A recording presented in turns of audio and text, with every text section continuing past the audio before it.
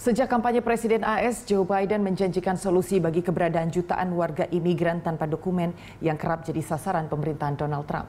Dengan RUU yang menjanjikan jalan menuju status legal, bagaimana diaspora Indonesia menanggapinya? Simak liputan VOA selengkapnya.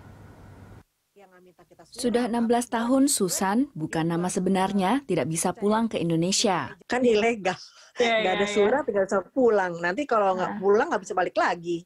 Sejak tahun 2015, ia tinggal di Amerika Serikat dengan status tidak terdokumentasi, membuatnya harus pindah pekerjaan secara berkala.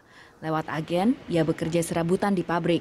Pindah-pindah pabrik, tapi ada juga yang dipakai, tapi pekerjaannya lumayan agak lebih berat gitu.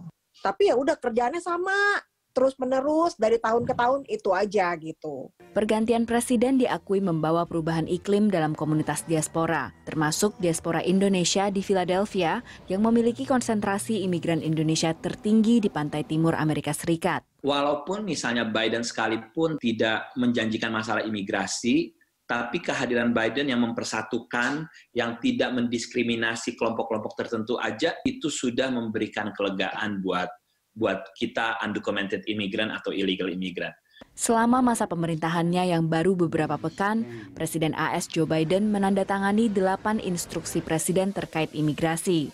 6 diantaranya untuk membalikkan instruksi mantan Presiden Donald Trump, termasuk larangan pembatasan perjalanan yang berdampak pada sejumlah negara mayoritas Muslim dan pembangunan tembok di perbatasan Amerika dengan Meksiko. Sementara pada hari pertama pemerintahannya, Biden mengajukan rancangan undang-undang untuk membuka jalur kewarganegaraan bagi sedikitnya 11 juta imigran ilegal di Amerika. Bila disahkan, RUU ini memungkinkan pendatang tanpa dokumen mengajukan permohonan naturalisasi dalam 8 tahun atau bahkan lebih cepat lagi bagi mereka yang dibawa ke AS secara ilegal saat kecil dan sejumlah pekerja lain. Jika disahkan, RUU ini akan jadi kebijakan imigrasi paling signifikan sejak Undang-Undang Reformasi Imigrasi tahun 1986. Namun pelaku hukum menilai jalan menuju pengesahan masih panjang. It's a lot of behind-the-scenes negotiations that go into a huge comprehensive bill like this.